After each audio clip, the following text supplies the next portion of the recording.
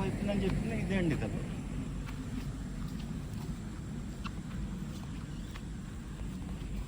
ఇంక ఇది ఓవర్ఫ్లో అయ్యేదాన్ని మనం ఆపకూడదు. అది డిజైన్ సార్, అది డిజైన్ స్ట్రక్చర్ అండి. ఓకే, ఈ వాటరే మనకు వచ్చింది అక్కడికి కూడా సార్. ఏం చేస్తుంటామంటే అండి, చెక్కలు పెట్టిస్తుంటామండి. చెక్కలు పెట్టిస్తుంటే ఇలా పట్టుపోతుంటారండి. మరి అదేంటి రైతులు చేసి పనులండి, పట్టుపోతుంటారు. లాక్ లేకుండా అవ్వదండి, అది డిజైన్ అండి. అది డిజైన్ అది లాక్ లేకపోతే సార్ స్ట్రక్చర్ కి డ్యామేజ్ అండి. అది కాకుండా ఇప్పుడు మనకి ఇవి ఉంటాయి కదా సార్, గట్లు ఉంటాయి కదండి, గట్లు కూడా ఓవర్ టాప్ అయిపోయినాయి అనుకోండి, గట్టు కూడా అది సార్. అవును, బ్రీచ్ అయిపోతాయి. అవును, అదే బ్రీచెస్ లేకుండా ఇది ఎస్కేప్ పెడతారండి.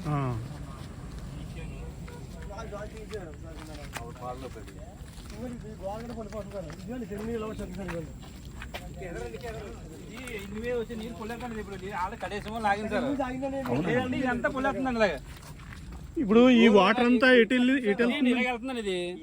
ఇదా, ఇది పుష్కర, ఆ పక్కది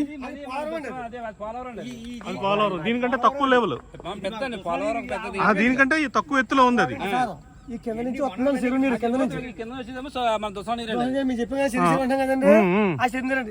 దుసలం చెరువు నీళ్లు ఇక్కడికి వచ్చి పడిపోతుంది.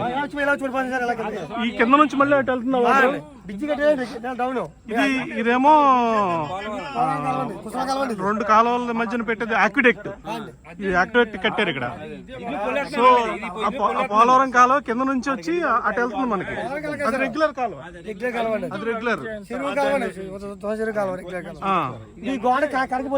ఓకే, యాక్చువల్ గా ఈ పుష్కర ఏమో ఇప్పుడు బంద్ చేస్తారంట, కానీ ఊళ్ళమ్మట వచ్చిన వాటర్ ఇందులో కలెక్ట్ అయ్యి ఆ ఎస్కేప్ ఛానల్ నుంచి మన ఊళ్ళో పడిపోతున్నాం.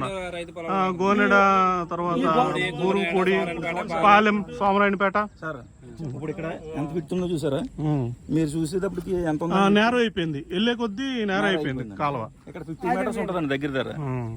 అక్కడ ఎంక్రోచ్మెంట్స్ ఉన్నాయండి. అదే ఎంక్రోచ్మెంట్స్ ఒకటి, సిల్టింగ్, డీసిల్టింగ్ కూడా, సిల్టింగ్ కూడా బాగా ఎక్కువ. భూమి కొన్నారండి మన వాళ్ళు, కాలువళ్ళు మన ఇటు పడే రైతులకి అమౌంట్ ఇచ్చి కొన్నారు సార్. అక్కడ అదేంటండి హైవేనా? అది హైవే ఎదురండి, ఎదురా ఎత్తు అది కట్టింది పోలవరం కాలువ. ఓకే, ఆ కాలువ కింద, ఆ పోలవరం కాలువ కూడా అక్విడెక్ట్. అది పోలవరం కాలువ అక్విడెక్ట్. దానికి అక్కడ నీరు కూడా అందులో మళ్ళీ ఆడుతున్నాం సార్.